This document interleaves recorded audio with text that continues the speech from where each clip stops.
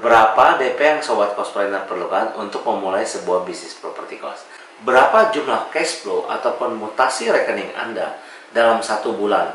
Jangan pernah berpikir bahwa kita bisa membeli properti itu tanpa modal sama sekali.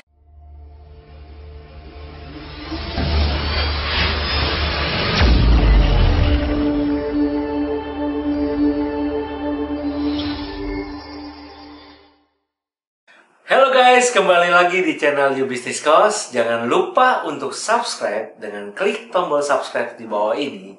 Lalu jangan lupa juga untuk klik notification di atas ini agar Anda bisa mendapatkan tips terupdate mengenai bisnis properti cost dari saya langsung, Iwan Kendeanto. Halo Sobat Cospreneur, kembali lagi bersama saya Iwan Kendeanto di channel You Business Cost. Di video kali ini saya akan membahas berapa DP yang Sobat Cospreneur perlukan untuk memulai sebuah bisnis properti cost.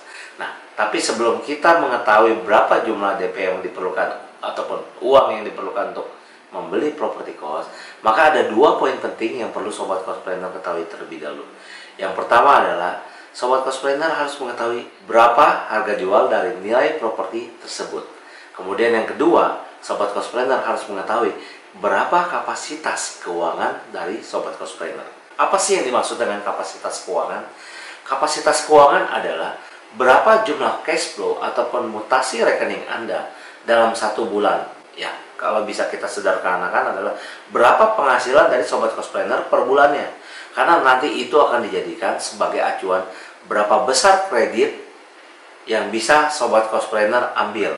Nah, setelah kita mengetahui 2 hal ini, maka kita akan bisa menentukan berapa banyak uang ataupun DP yang diperlukan untuk membeli properti cost. Biasanya di KSI Community saya selalu memberikan jawaban kita harus memiliki minimal 10-20%.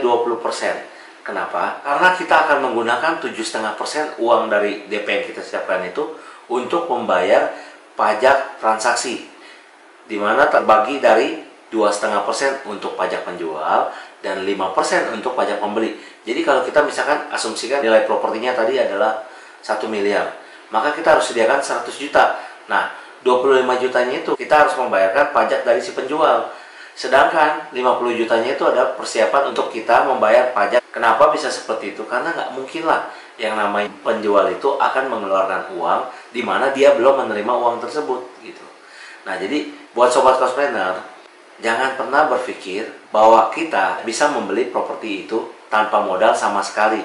Yang bisa kita lakukan adalah kita menggunakan modal orang lain ataupun kita memiliki investor yang bisa menanggung dari 7,5% tadi. Nah, untuk menjawab pertanyaan tadi sebelumnya, berapakah sih sebenarnya DP yang diperlukan? Ya, itu tergantung balik lagi dari nilai transaksinya. Tapi biasanya kalau dimasukkan dalam persentase, biasanya 10-20%. Misalkan tadi ilustrasinya ada 1 miliar, maka kita memerlukan 100 juta sampai 200 juta.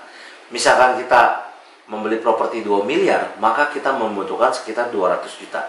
Nah, kembali lagi, kira-kira berapa nilai properti cost yang ingin Sobat Cospreneur beli? Jika Sobat Cospreneur ingin mempelajari lebih jauh, saran saya Sobat Cospreneur bisa mengikuti KSI Community. Karena nanti di KSI Community kita akan membahas lebih detail mengenai kapasitas keuangan, bagaimana caranya kita bisa membeli properti cost dengan hanya modal 10-20% atau bahkan tanpa modal kita dengan menggunakan uang orang lain ataupun bank. Sekian video kali ini, saya Iwan Kendeanto. Sampai jumpa di video berikutnya. Jangan lupa untuk subscribe jika video ini bermanfaat bagi Sobat Cospreneur, karena dengan bantuan subscribe maupun share dari Sobat Cospreneur, ini akan membantu teman-teman di luar sana yang tidak mengetahui video ini dan bisa mendapatkan manfaatnya. Sampai jumpa di video berikutnya. See you!